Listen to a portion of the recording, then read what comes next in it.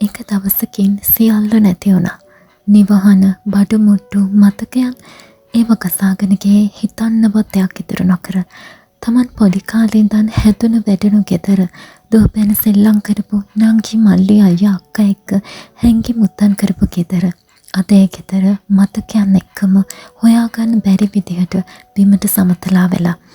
දුක් මහන්සියෙන් හම්බ කරලා හදපු ගෙදර හදන්න ගිය කාලයට වඩා වේගයෙන් බිමට සමතලා වෙලා. ඔයා අතරමං වෙලා වගේ. ඔයාගේ අතේ මුකුත්ම නැහැ. මොනවද ඔයාගේ අතේ තියෙන්නේ? හිතට එන ප්‍රශ්නේ එකමයි.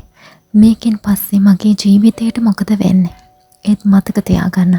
මේ ලෝකේ අවසානය මේක නෙවෙයි. මේ ඔයාගේ ජීවිතේ අවසානයක් නෙවෙයි.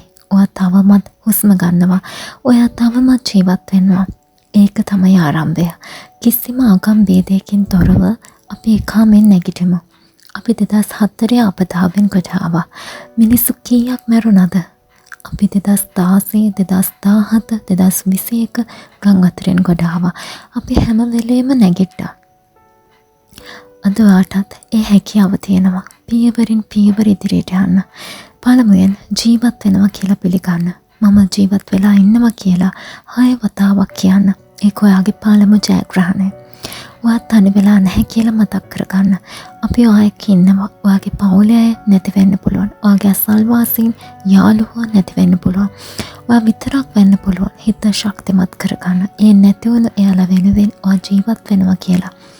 කුඩා දේවල් වලින් ආරම්භ කරමු අපි. හැමෝම ඔයාට උදව් කරයි.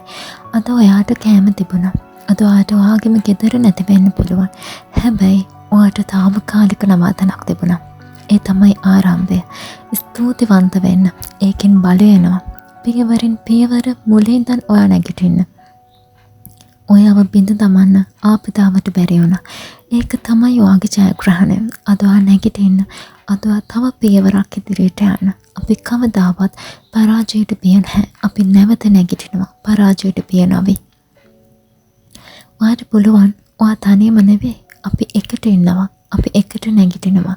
ඔබේ නව ආරම්භය අතින් පටන් ගන්න. වැටුණු තැනින් අපි ආයෙම අලුතින් පටන් ගමු. ඔබට ජය වේවා.